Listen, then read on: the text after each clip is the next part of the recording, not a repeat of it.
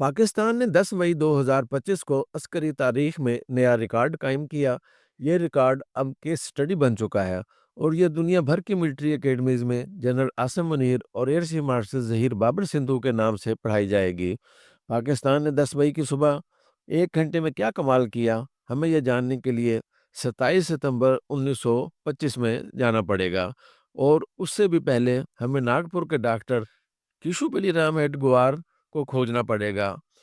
उन दोनों का 10 मई के साथ गहरा ताल्लुक है। ये 100 साल पुरानी दास्तान है। पहली जंग अज़ीम के बाद इटली में फ़ाशिज़्म की तहरीक शुरू हुई और ये तेज़ी से पूरे यूरोप में फैल गई। फ़ाशिज़्म का तसव्वुर यूरोपीय अखबारात, रसायल और किताबों के ज़रिए हिंदुस्तान आया। डॉक्टर हेडगेवार ने इस मुताले के बाद सोचा, अगर इटली सिर्फ़ Italian, France French, Germany German और इंग्लैंड सिर्फ़ इंग्लिश लोगों के लिए है, तो फिर हिंदुस्तान सिर्फ़ हिंदुओं के लिए क्यों नहीं है? यहाँ दूसरे मज़ाहिब के लोग क्यों आबाद हैं? इस सोच ने हेडगेवार को नागपुर में 27 सितंबर 1925 को राष्ट्रीय सेवक सिंह के नाम से हिंदू कौम परस्त जमात की बुनियाद रखने पर मजबूर कर दिया। ये बाद अज़ां आरएसएस कहलाने लगी। इस जमात के दो बड़े मकासद थे: हिंदुस्तान से दूसरी तमाम अक़वाम को हर सूरत बेदखल करना और मुल्क में कट्टर हिंदू नज़रियात नाफिज करना। डॉक्टर हेडगेवार ने इन मकासद के असूल के लिए फ़ौजी ट्रेनिंग के इदारे और हिंदुइज़्म की तालीम के लिए स्कूल खोले। उसने मेंबर्स के लिए वर्दी भी बनाई और ज़ाफ़रानी रंग का झंडा भी। ट्रेनिंग कैंपों में तालिब इल्मों को लाठी, तलवार, भाले और खंजर की ट्रेनिंग दी जाती थी, जबकि स्कूलों में संस्कृत ज़बान में हिंदुइज़्म की तालीम का बंदोबस्त था। जमात का साइज़ 1927 तक ठीक ठाक हो गया। ये लोग हिंदुस्तान की तकसीम के ख़िलाफ़ थे, जबकि कांग्रेस और मुस्लिम लीग मुल्क को हिंदू और मुस्लिम हिस्सों में तकसीम करना चाहती थी। चुनांचे आरएसएस दोनों के ख़िलाफ़ हो गई। ये इख्तलाफ अंग्रेज़ों को सूट करता था। चुनांचे बरतानवी हुकूमत ने आरएसएस को सपोर्ट करना शुरू कर दिया। अंग्रेज़ की मर्ज़ी से ये लोग सरकारी कॉलेजों और यूनिवर्सिटियों में दाखिल हो गए, अपने दफ़ातर बनाए, तालिब इल्म दाखिल कराए और असातिज़ा को फैकल्टी में शामिल कराया। बहरहाल किस्सा मुख्तसर, 1947 तक आरएसएस पूरे हिंदुस्तान में फैल चुकी थी। शहरों और कस्बों में उसके कारिंदे नज़र आते थे। हिंदुस्तान तकसीम हुआ तो आरएसएस ने ठीक ठाक मुखालफत की, यहाँ तक कि आरएसएस के एक रुकन नथुराम गोडसे ने 30 जनवरी 1948 को महात्मा गांधी को गोली मारकर हिला कर दिया।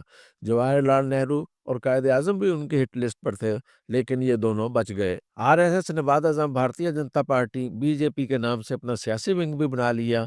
ये शुरू में भातिया जेता सिंह था, लेकिन ये बाद अज़ां दूसरी हमख्याल जमातों के साथ मिलकर भारतीय जनता पार्टी हो गई। बीजेपी शुरू में बुरी तरह फेल हो गई, लेकिन ये लोग जद्दोजहद करते रहे।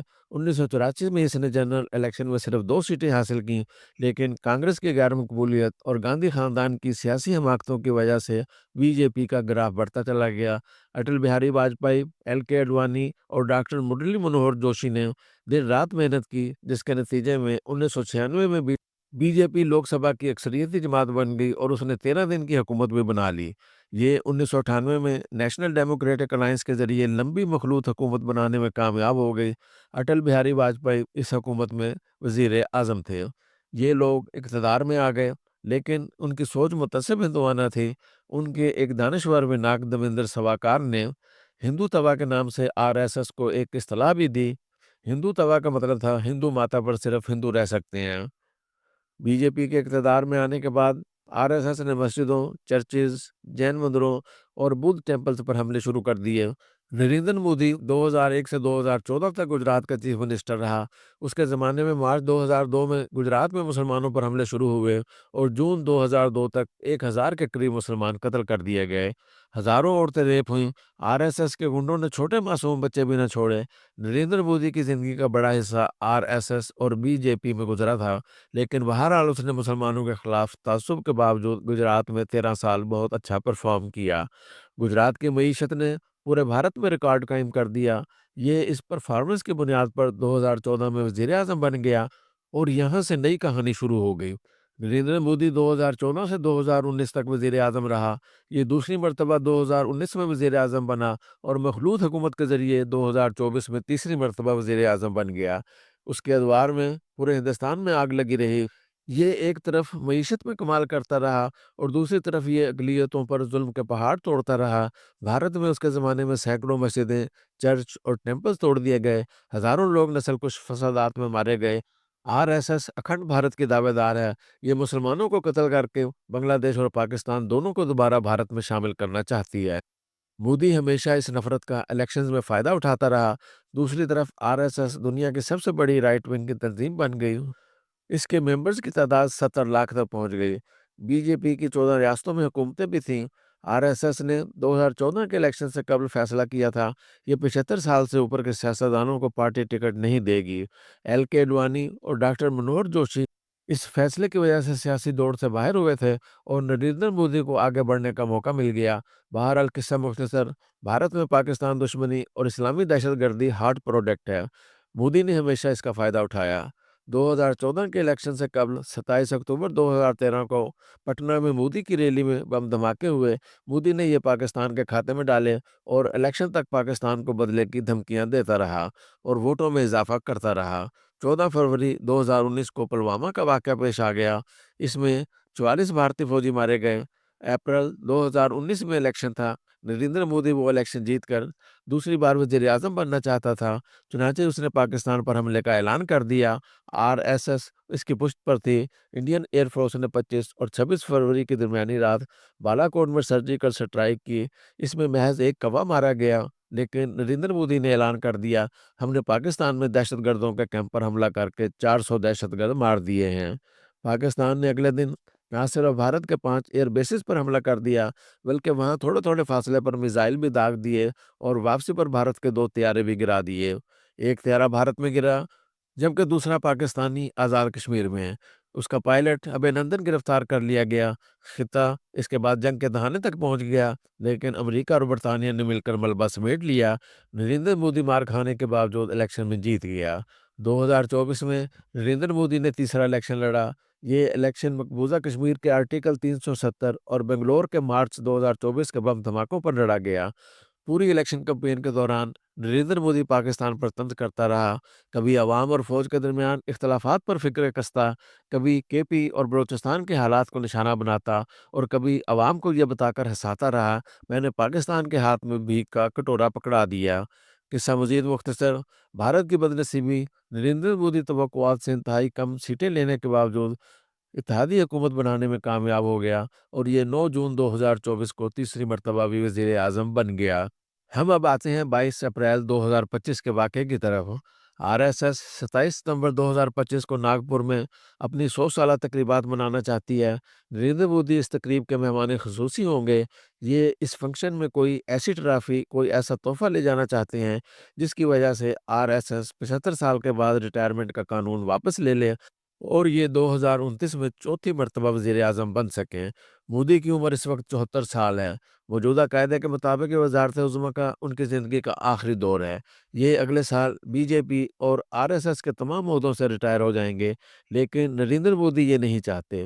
یہ چین کے صدر شی چن پنگ کی طرح تاحیات وزیر اعظم بننا چاہتے ہیں اور اس کے لیے ظاہر ہے کوئی بڑا کارنامہ چاہیے، اور پاکستان کو شکست دینے کے علاوہ بھارت کے نزدیک کوئی دوسرا کارنامہ کیا ہو سکتا ہے؟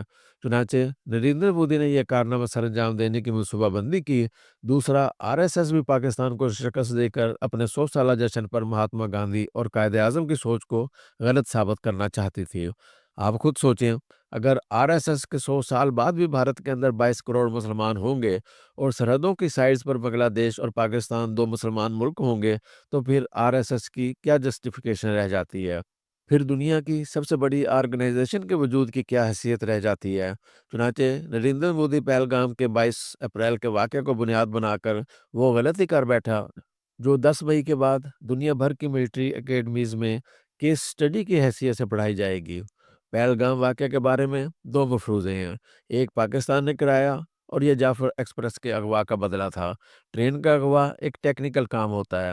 کوئی دہشت گرد جماعت یہ اس وقت تک نہیں کر سکتی جب تک اسے کسی ملک کی مدد حاصل نہ ہو۔ انڈیا نے بی ایل اے کو تیار کیا، ہر قسم کی سپورٹ دی اور یہ ٹرین اغوا کرنے میں کامیاب ہو گئی۔ پاکستان کی بہت بے عزتی ہوئی اور اس نے پہلگام میں بھارت کی بے عزتی کر کے اس کا بدلہ لے لیا، وغیرہ وغیرہ۔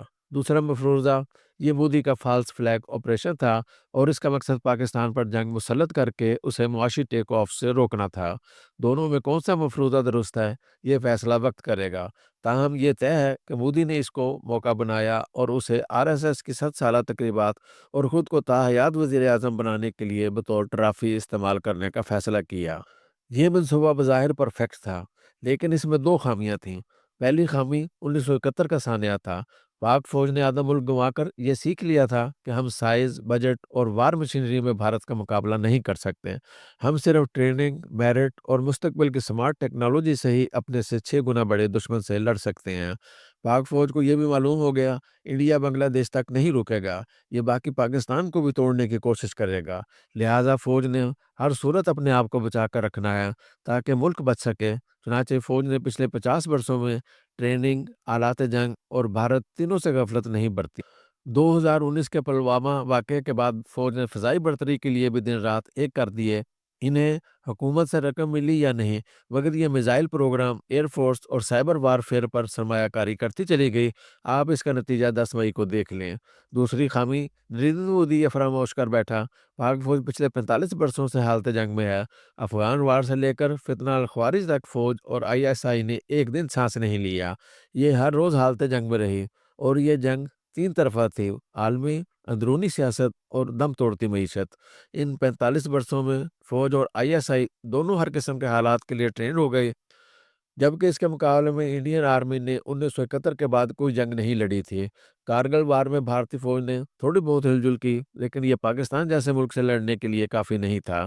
راہ کی تمام تر پریکٹس بھی پاکستان میں دھماکوں اور طالبان اور بی ایل اے کی مدد تک محدود تھی، جبکہ اس کے مقابلے میں آئی ایس آئی کو مسلسل سی آئی اے اور MI6 کے ساتھ کام کرنے کا موقع ملا، اور یہ 40 سال KGB اور موساد کا مقابلہ بھی کرتی رہی۔ اس پریکٹس نے اسے راہ کے مقابلے میں بہت پختہ کر دیا۔ پاک فوج کی ایک اور برتری ڈرونز اور سائبر ٹیکنالوجی تھی۔ دنیا میں ڈرونز کا افتتاح بھی پاکستان سے ہوا تھا۔ جون 2004 میں جنوبی وزیرستان میں دنیا کا پہلا ڈرون حملہ ہوا، اور یہ اس کے بعد ہوتے چلے گئے۔ پاکستان نے اس میں بہت نقصان اٹھایا، لیکن یہ ڈرون ٹیکنالوجی سیکھ گیا، جبکہ بھارت نے یہ ٹیکنالوجی صرف خریدی تھی، بھگتی نہیں تھی۔ پاکستان نے پچھلے 25 برسوں میں دنیا کے موسٹ وانٹڈ مجرموں اور خطرناک ترین آرگنائزیشن کو بھی بھگتایا۔ ان میں القاعدہ، داعش، طالبان اور TTP شامل ہیں۔ اس نے بھی عوام، فوج اور آئی ایس آئی کے اعصاب مضبوط کر دیے۔ پاکستان کو ایک اور برتری چین کی شکل میں بھی حاصل تھی۔ چین ٹیکنالوجی میں امریکہ اور یورپ کا مقابلہ کرتا ہے۔ اس نے 40 برسوں میں $1 ٹریلین کی وار انڈسٹری ڈیولپ کر لی، لیکن اس نے کیونکہ کوئی جنگ نہیں لڑی، لہٰذا یہ اپنا اسلحہ ٹیسٹ کر سکا اور نہ دنیا کو بیچ سکا۔ پاکستان پچھلے 10 برسوں میں آہستہ آہستہ چین کی ٹیسٹنگ گراؤنڈ بنتا چلا گیا۔ ہمیں اس کے دو فائدے ہوئے: ہمیں عالمی مارکیٹ کے مقابلے میں 10% رقم میں جدید ترین اسلحہ ملنے لگا، اور دوسرا، وار ٹیکنالوجی میں چین کا ہم پر انحصار بڑھتا چلا گیا۔ میں آپ کو سمجھانے کے لیے دو مثالیں دیتا ہوں۔ بھارت نے فرانس سے رافیل طیارے خریدے، اسے 36 طیارے $9 بلین میں ملے۔ گویا اسے ایک طیارہ $250 ملین میں پڑا، جبکہ ہم نے چین سے $35 ملین کے حساب سے J-10 طیارے خرید لیے۔ دونوں کی قیمت میں 8 گنا فرق تھا۔ ہم نے چین کے ساتھ مل کر JF-17 خود بنا لیا تھا۔ آپ اب فرض کیجئے 7 مئی اور 10 مئی کو اگر J-10 اور JF-17 گر جاتے تو کس کا زیادہ نقصان ہوتا، پاکستان یا چین؟ پاکستان اس کے باوجود بچ جاتا، کیونکہ یہ نیوکلیر پاور ہے، دنیا فوراً جنگ بند کرا دیتی۔ لیکن اگر چین کے طیارے گر جاتے تو اس کی $1 ٹریلین کی وار انڈسٹری ختم ہو جاتی۔ لہٰذا اس نے ہر صورت میں ہمارا آؤٹ آف دی وے ساتھ دینا تھا، کیونکہ اس سے اسے اپنی ٹیکنالوجی کے وار ٹیسٹ کا موقع مل رہا تھا، اور کامیابی کی شکل میں اسے پوری دنیا کی مارکیٹ بھی مل جانی تھی۔ دوسرا، چین یہ بھی جانتا تھا اگر بھارت جیت گیا تو اس کا اگلا ہدف چین ہوگا۔ یہ معاشی اور عسکری دونوں شعبوں میں پہلوان بن جائے گا، اور پھر ہمیں ہلنے نہیں دے گا۔ پاکستان نے چین کی ان دونوں مجبوریوں کا بھرپور فائدہ اٹھایا۔ نریندر مودی کا 10 مئی کی ہار میں کوئی قصور نہیں تھا۔ اس کی جگہ کوئی بھی ہوتا تو مار کھا جاتا۔ کیوں؟ کیونکہ بھارت ہر سال اپنی فوج پر $80 بلین خرچ کرتا ہے، جبکہ ہماری فوج کو صرف $8.5 بلین ملتے ہیں۔ بھارت کے پاس جدید ترین توپیں ارجن اور بھشما، جدید ترین جہاز رافیل، مضبوط ترین ایٹمی بیلسٹک میزائل S-400 اور اسرائیل کے جدید ترین ڈرونز ہاروپ ہیں۔ اس کی فوج کی تعداد 14 لاکھ ہے، اور اس کے خزانے میں بھی $600 ارب پڑے ہیں۔ لیکن یہ تکبر میں کیوں نہ آتا؟ ہم نے انڈیا کو 2019 میں آدھ گھنٹے میں زمین پر لٹا دیا تھا۔ یہ بھارت کے لیے بڑا سیٹ بیک تھا۔ مودی نے اس کے بعد ایئر فورس میں رافیل شامل کیا اور مطمئن ہو گیا، لیکن پاکستان محدود بجٹ کے ساتھ آگے بڑھتا رہا اور اس نے طیاروں اور ڈرونز کی کمیونیکیشن ہیک کرنے میں کمال حاصل کر لیا۔ لہذا پاکستان نے 10 مئی کی صبح انڈین ایئر فورس کا پورا سسٹم جام کر دیا۔ ہم نے بھارت کی 70% بجلی بند کر دی اور ریڈار سسٹم منجمد کر دیا تھا، یہاں تک کہ ہمارے طیارے دہلی تک پہنچ گئے اور وہاں اپنا پے لوڈ خالی کر کے واپس آ گئے۔ اس جنگ میں انڈیا کے 7 طیارے اور 26 ایئر بیس تباہ ہو گئے، جبکہ ہمارے کسی پائلٹ اور کسی طیارے کو کوئی نقصان نہیں پہنچا۔ کیا یہ معجزہ نہیں؟ کیا یہ کمال نہیں؟ اور کیا اس پر پوری قوم کو سجدہ شکر بجا نہیں لانا چاہیے؟ ہم اب 22 اپریل سے 10 مئی کے انتہائی حساس اور مشکل ترین دنوں کی طرف آتے ہیں۔ 22 اپریل کے پہلگام کے واقعے کے بعد جب بھارتی چینلز نے منہ کی توپیں کھولیں تو پاکستان اٹھ کر بیٹھ گیا۔ 22 اپریل کی شام تک فوج اور ISI اس نتیجے تک پہنچ چکی تھی، ہمیں فوری طور پر جنگ کی تیاری کر لینی چاہیے۔ چنانچہ فوج نے چھٹیاں کینسل کر دیں اور تمام افسروں اور جوانوں کو ہائی الرٹ کر دیا۔ پہلا مقابلہ انفارمیشن وار تھی۔ بھارت نے میجر گورو آریہ، ارنب گوسوامی، امن چوپڑا، روپیکا لیاقت، سدھیر چودھری، برکھا دت، گرو سامنت اور channels republic T V, ABP news, آج تک اور NDT کو میدان میں اتار دیا، جبکہ ہماری انفارمیشن منسٹری اور ٹی وی چینلز اپنی دھوتی سنبھالتے رہ گئے۔ پاکستانی صحافی کنفیوز بھی تھے اور ڈبل مائنڈڈ بھی۔ چنانچہ ISPR اور چند یوٹیوبر سامنے آئے اور انہوں نے اتنی انفارمیشن بمبنگ کی کہ انڈیا پاکستان کے اکاؤنٹس بند کرنے پر مجبور ہو گیا۔ پاکستان نے اگلے دن زیادہ بڑا کمال کر دیا۔ اس نے جیو ٹیکنگ کے ذریعے انڈیا کے تمام یوٹیوب چینلز پر اپنا ملی ترانہ چلوا دیا۔ ISPR عوام کے رابطے میں بھی رہا۔ ہر قسم کی صورتحال پر DG لیفٹیننٹ جنرل احمد شریف چودھری عوام کے سامنے آتے اور قوم کو تازہ ترین صورتحال پر اعتماد میں لیتے رہے۔ یہ بار بار عوام کو حوصلہ بھی دیتے تھے اور انہیں یہ بھی بتاتے تھے کہ ہم جس دن جواب دیں گے اس دن دنیا دیکھے گی، اور پھر دنیا نے دیکھا۔ انڈین ایئر فورس کا پاکستانی ایئر فورس کے ساتھ پہلا سامنا 29 اور 30 اپریل کی درمیانی رات ہوا۔ انڈیا نے حملے کی کوشش کی لیکن پاکستانی جہازوں نے ان کا راستہ روک لیا۔ پاکستان نے ان کا کمیونیکیشن سسٹم بھی جام کر دیا۔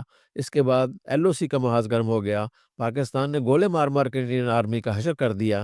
پاکستان نے اس دوران اڑی اور بگلی ہار ڈیمز کو بھی نشانے پر لے لیا، میزائل فٹ کر دیے، جس پر انڈیا نے گھبرا کر پانی چھوڑ دیا کیونکہ ان کا خیال تھا کہ پاکستان ڈیم توڑ کر علاقے میں سیلاب لے آئے گا۔ یہ صورتحال بہرحال 6 اور 7 مئی کی درمیانی رات تک چلی۔ اس رات عرب اسرائیل جنگ کے بعد دنیا کی سب سے بڑی فضائی ڈاگ فائٹ ہوئی۔ 125 طیارے اس رات LOC پر تھے۔ اسی ڈاگ فائٹ کے دوران انڈیا نے پاکستان کے 9 شہروں پر میزائل داغ دیے، جس سے مسجدیں اور سول عمارتوں کو نقصان پہنچا اور 30 لوگ شہید ہو گئے۔ اس کے جواب میں پاکستان نے انڈیا کے 5 طیارے گرا دیے، جن میں 3 رافیل بھی موجود تھے۔ یہ دنیا میں تباہ ہونے والے پہلے رافیل طیارے تھے۔